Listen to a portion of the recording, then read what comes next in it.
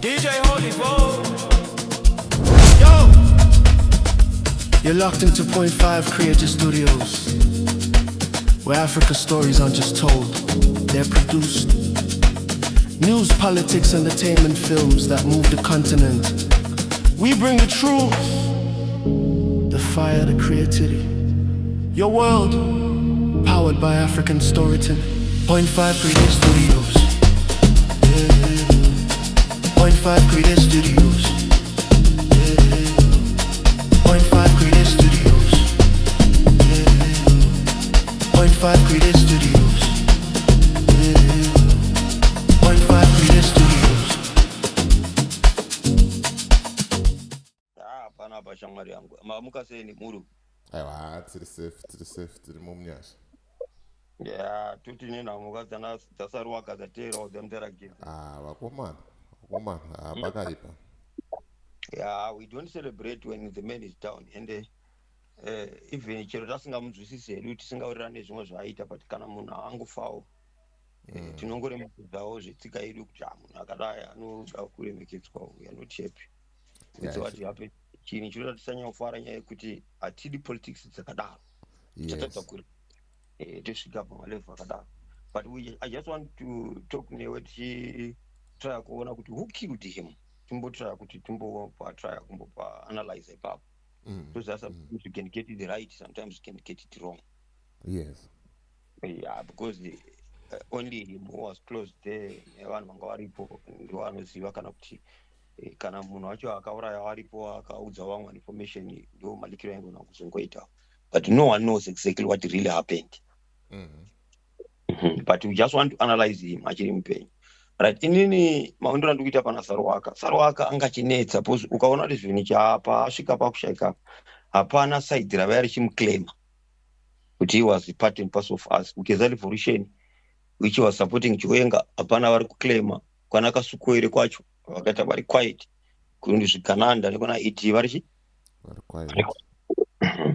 Saka zvotiudza kuti murume uyu angasiri straight. Andosona man angari a double agent. Saka zvichida anogona team pane chayakamutuma because pane kufamba kwake kusingazwisiki like paakauya isiti last day pamadhemu akasungisa vana vabaishanduka vanhu vakasungwa yakatiza. People they've to ask a lot of questions kuti why he did not take vana madzibaba eshanduko nevana baba mudiwa vakasungwa vese kuti aende navo, but only him he managed to get away. And I remember pane phone call akaita naye I don't think he knew that wamwe aimurekodha achiti inini ndazongofonirwa nevamwe vasingatozivi ndandakatobatawo maura maoko ndisiri shuwa nawo vakazongosiya pabhodhi vakati chienda. Murume uyu taura chokwadi angasinganzwisiki kuti angakamira papi. And let's analyze it deep now. Right, toti angarosadikwana zvikananda naidi pamwe ane mari yaakapiwa neinformation yaakapiwa zvainzi afanira achiita. He failed to do it. And then it was karma. You understand what I'm saying?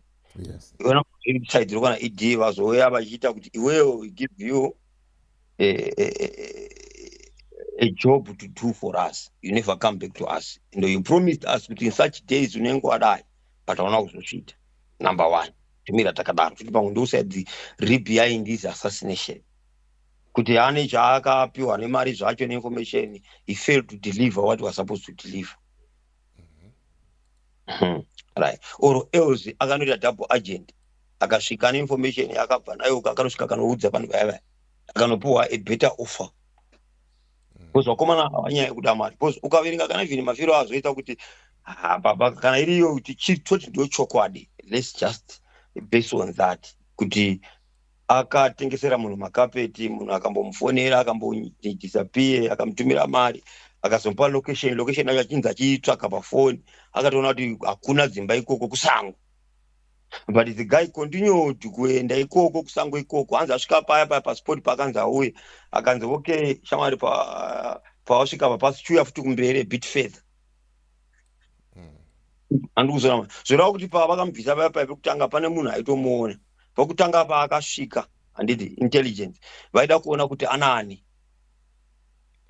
then vavazomufonera kuti chiuya a bit further kwakaita futi kusango ndopakazouya ndopakazonomurayira pasipoti chiuya pakangozoita random shooting nemunhu weuber wacho anga naye ndofika mauber ndovatoti mataxi eri kuzimbabwe handiti ava vaveshudhu ava vafira papo vese uyo akatova collateral damage uyu inonzi kutaya maloose ends because aizove witness de akamusiya ari mupenyu wetaxi andikuzona but how can you do that iwe uchinyatsoona kuti location yaoffer number 1 kusango tuoramba uchienda kuti deep kusango kusina kana dzimba kusina kana chi unowana ipi zvinhu zvakadaro zvoratidza kuti mukomana uyu aikara mari level rokuda mari racho baba riri too much handiti zvichida inini I doubt kuti madhiridziko ekapeti kuti unonoitira kusango makapeti malichiti dhiri ako DJ uri munhu akatanda foni yako iwe ukati unoda kutengesera foni unoiniti here kumutumisana nekusango no zvichitoda pamwe dzadzitori mari dzokubhadharwa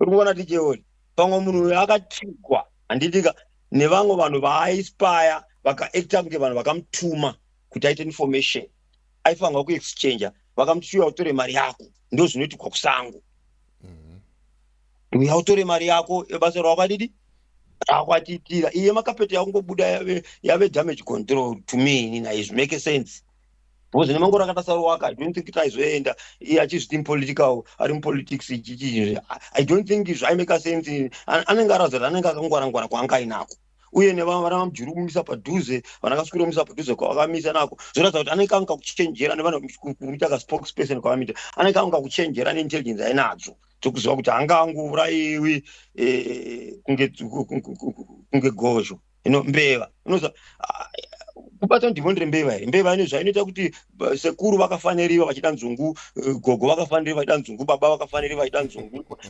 navese unofaniriwa ndo it's like ndimondere mbeva rakamubata because nemangwariro akaita sarowaka I don't think it was so dumb but in I think there was something big mari yaifanirwa kunopiwa ibasa ramwe raanganza aitire kutengesa then pakunosvika vanhu vaya vakazomupfuura vanhu vaanga kushanda against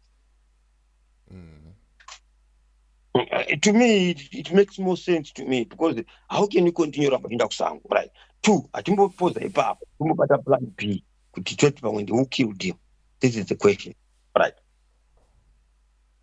pamwe vanhu futi vaaishandira pamwe timu vakasukwere yacho iyoyo and pamwe ndoti mugeza they found out this guy is selling out he's selling out a lot of my secrets murubara zvandotaura DJ uri he's selling out my secret havangachimutrasta now ungari double agent then it's a moment to finish him off number 3 atimisi kufunga DJ uri pamwe ndiye ari behind poison mudhara akashayika mudhara geza maybe it was discovered urubata zvandotaura those guys they are capable of anything if a person is a double agent akazoonekwa kuti ndiye angari influence behind poison yani yamudarageza hatisi kuti ndiye akauraya no we don't want to do that because he's now a dead man no one can defend him but apa tikutry kuanalyze nekutry kudiscern nekutry kudig out information kuti what really could have happened cause his assassination yakadaro so to me semunhu anofunga uyo asingangopereri pamusoro pesafesa anoda kushandisa wisdom through the help of the Holy Spirit maybe akadiscover kuti ndiye angari behind kufa kwani kwamudarageza anditi then party D now yekupedzisira DJ Holly maybe it can be the cause of his death maybe murume uyu aihandilwa his handler to spy for the Canada angari big head musoro mukuru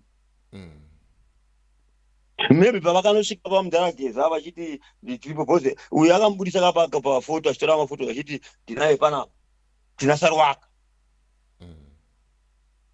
urikuona maybe he was the handler of Sarwaka and akanoudza mabhosi kuti Sarwaka is gone wrong kuti aye panapa kwaita sokuti kutoratidza vanhu but kune vanhu vaitoratidzwa nabig head kuti munhu ndina aripo panapa sport then team yakatanga kumutreka bva ipapo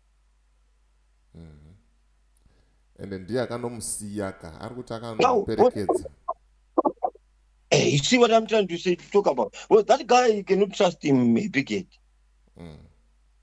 And then ndiye futi anamanya kubudisa information dzacho dze-assassination dzacho dzese. Vakomana murume uyu anonyanya kutarisa zvakaita sei nevanhu kuti information Yeah. maybe this guy was a handler waSaruwaka.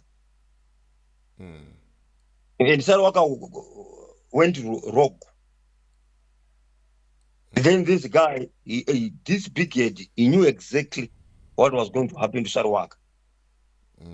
And in here, football, when they kill somebody, for nyaya iripo yechokwadi, vanoisa nonzi counter narrative. Yekuti afira chinchakati zvoiswa zvomakapeti zvatakataurwa izvozvo. Zvichida big head ndiye akatanga nenyaya yacho, musoro mukuru ndiye akatanga nenyaya yacho. Narrative iyoyo inoita kuzokontrola because inoita kuti wildfire ichitoenda yakadaro. Saka chokwadi pacho chitanga kuzobuda kuti nyaya yakazoitika baba yekutanga narrative inogona kubata vanhu, tongoti inogona kubata vanhu million. Chokwadi pachazodiscover maybe after some days kuti ndio zvakaitika, hachikwanisi kuzonokavha those millions. Chinogona zokavha vanhu maybe vanhu 10,000. Urikuona zvandikutaura? Zvoreva kuti vanhu vese vamwe nhamba yose inenge yaenda narrative isiriyo yavanoda kuti vanzwe. This is how they control information.